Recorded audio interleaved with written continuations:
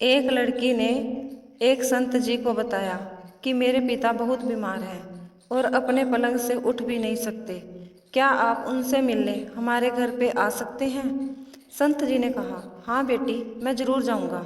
संत जब उनसे मिलने उनके घर पर गए तो देखा कि एक बूढ़ा और बीमार आदमी पलंग पर दो तकियों पर सिर रखकर लेटा हुआ है, लेकिन एक खाली कुर्सी उसके पलंग के सामने पड़ी थी। संत जी ने उस बूढ़े और बीमार आदमी से पूछा कि मुझे लगता है कि शायद आप मेरे ही आने की उम्मीद कर रहे थे। उस वृद्ध आदमी ने कहा, जी नहीं, आप कौन हैं? संत जी ने अपना परिचय दिया और फिर कहा, मुझे ये खाली कुर्सी देखकर लगा कि आपको मेरे आने का आभास हो गया है। वो आदमी बोला, संत जी, अगर आपको बुरा ना लगे तो कृपया मेरे कमरे का दरवाज़ा बंद कर दीजिए। संत जी को थोड़ी हैरानी तो हुई, फिर भी संत जी ने दरवाज़ा बंद कर दिया। वो बीमार आदमी बोला कि दरअसल इस खाली कुर्सी का राज मैंने आज तक किसी को नहीं बताया, अपनी बेटी को भी नहीं। मैं अपने पूरे जीवन में ये जान नहीं सका कि प्रार्थना कैसे की जाती है, लेकिन मैं प्रत्येक दिन मंदिर जाता अवश्य था, लेकिन कुछ समझ नहीं आता था। लगभग 4 साल पहले मेरा एक दोस्त मुझसे मिलने आया। उसने मुझे बताया कि हर प्रार्थना भगवान से सीधी हो सकती है। उसी ने मुझे सलाह दी कि एक खाली कुर्सी अपने सामने रखो और ये विश्वास करो कि भगवान खुद उस कुर्सी पर तुम्हारे सामने बैठे हैं।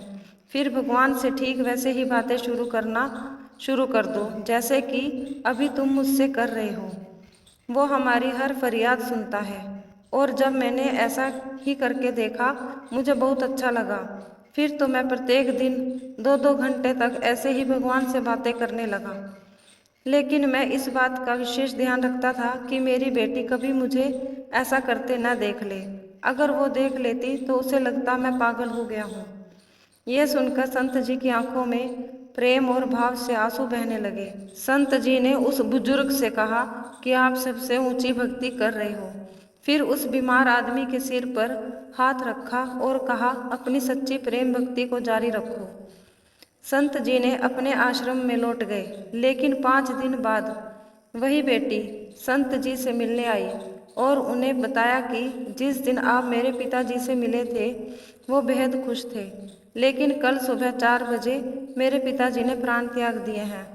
बेटी ने बताया कि मैं जब भी घर से बाहर काम पर जा रही थी तो उन्होंने मुझे बुलाया, मेरा माथा प्यार से चूमा। उनके चेहरे पर बहुत शांति थी, उनकी आंखें आंसुओं से भरी हुई थी। लेकिन वापस लौटकर मैंने एक अजीब सी चीज़ देखी।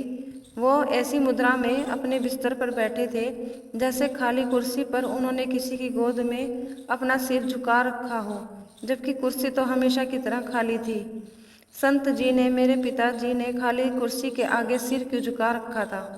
बेटी से पिता का यह हाल सुनकर संत जी फूट फूट कर रोने लगे और मालिक के आगे फरियाद करने लगे, हे मालिक, मैं भी इस दुनिया से जाऊं तो ऐसे ही जाऊं, मुझ पर भी ऐसे ही कृपा करना।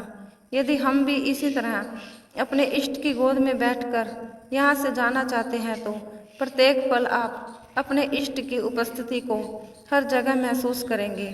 एक दिन हमारी अवस्था भी अवश्य बदलेगी।